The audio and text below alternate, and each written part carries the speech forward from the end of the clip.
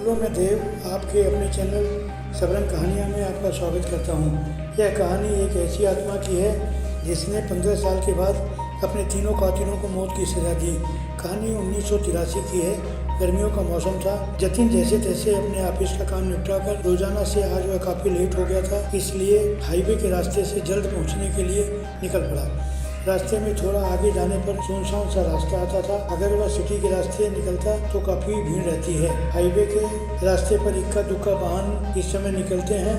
इस रास्ते पर अंधेरा रहता है। थोड़ी बहुत उजाला आने जाने वाली गाड़ियों से ही होता था। अंधेरे को चीरती हुई जतिन की कार चली जा रही थी। तभी जतिन की गाड़ी की हेडलाइट के उजाले में लिफ्ट के लिए हाथ दिखाती एक लड़की नजर आई जो काफी घबराई हुई थी। जतिन ने गाड़ी थोड़ी आगे जाकर के रोकी। लड़की दौड़ती हुई आकर बोली, मेरी स्कूटी खराब हो गई है और यह जगह काफी डरावनी और सुनसान है, प्लीज मुझे सिटी तक लिफ्ट दे दीजिए। जतिन ने बोला ठीक है और ड्राइवर के बराबर वाली सीट का दरवाज़ा खोल दिया। लड़की अगली सीट पर आकर बैठ गई। वह जोर जोर से हाँफ रही थी।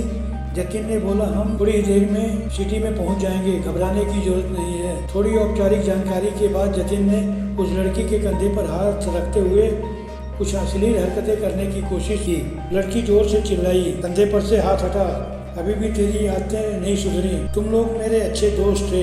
लॉन्ग ड्राइव के बहाने 15 साल पहले शहजाद और रावण के साथ मिलकर तुमने खुद तो ड्रिंक किया और मेरी कोल्ड ड्रिंक में कुछ नशीली दवाई मिला दिया और मेरे साथ मेरी बेहोशी का फायदा उठाने की कोशिश करने लगे। लेकिन शुक्र करो कि मैं होश में थी। मैंने बोला पुलिस को बता दूंगी तो तुम लोगों ने मेरा गला दबाकर मार ही दिया और अपनी कमी को छुपाने के लिए कार में डालकर धक्का मार दिया। एक मर्डर को तुम लोगों ने एक एक्सीडेंट का रूप दे दिया।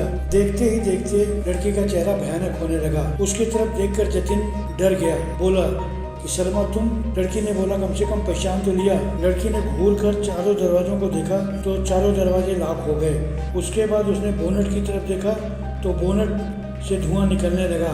थोड़ी ही देर में पूरी गाड़ी धू धू करके जलने लगी। जतिन बार बार दरवाजा खोलने की नाकाम कोशिश करता रहा, लेकिन वह दरवाजा नहीं खोल पा रहा था क्योंकि दरवाजा बुरी तरीके से लॉक हो गया था। लड़की जोर जोर से हंसने लगी। जतिन की बेबसी को देख करके वो ठाके मारकर हंसने लगी। बार बार जतिन अपनी जान बख्शने की दुहाई देते रहा, लेकिन लड़की बोली, यही हालत 15 साल पहले तुम लोगों ने हमारी की थी। उस दिन तुम लोगों ने क्या मेरे ऊपर रहम खाया था? अभी क्या तेरे दोनों दोस्तों को का भी यही हश्र होना है?